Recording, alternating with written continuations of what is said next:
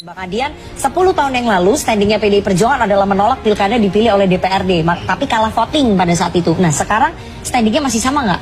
Menolak juga? Standingnya sama-sama dikeroyok, sama kalau itu sama. 10 tahun lalu kita dikeroyok, sekarang juga dikeroyok, beda sendiri. Tapi 10 tahun yang lalu kadernya jadi presiden. Iya, jadi artinya masih sama-sama aja lah.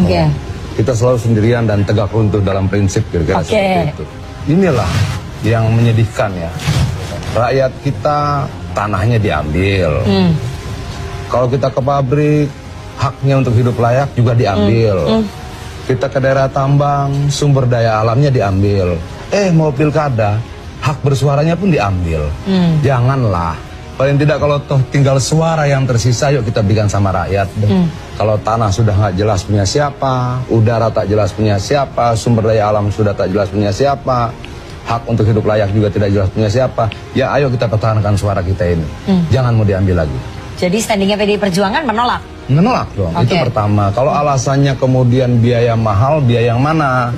Biaya pelaksanaan 37,5 triliun. Kalau biaya mahal itu karena memang kita gede banget negaranya. Rakyatnya banyak sekali. Tapi wajar berarti ya segitu. Ya tapi kalau kita bagi dengan jumlah DPT, maka biaya per orang itu cuma Rp184.000. Jadi dengan Rp184.000 itu rakyat kita berikan hak untuk menentukan siapa pemimpin di daerahnya.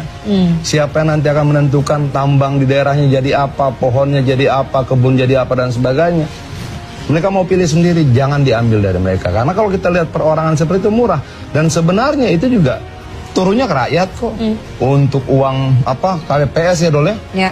Kalau dibilang misalnya biaya para calon ini mahal, itu pilihan dia. Tapi kalau kita ada 1.556 pasangan, lalu masing-masing itu mencetak 20.000 kaos saja, maka ada 31 juta kaos yang dicetak di Republik ini. Maka ekonomi di bawah itu hidup.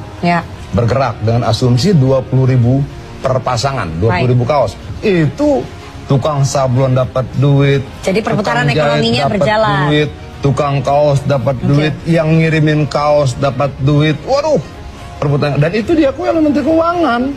Lah, pertanyaan kita, ketika rakyat dapat duit, kenapa kita khawatir gitu loh?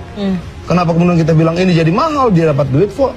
Kalau kemudian persoalan uang itu menjadi bengkak karena adanya money politik, nah, yang harus dievaluasi bukan sistem pemilunya langsung tidak langsung.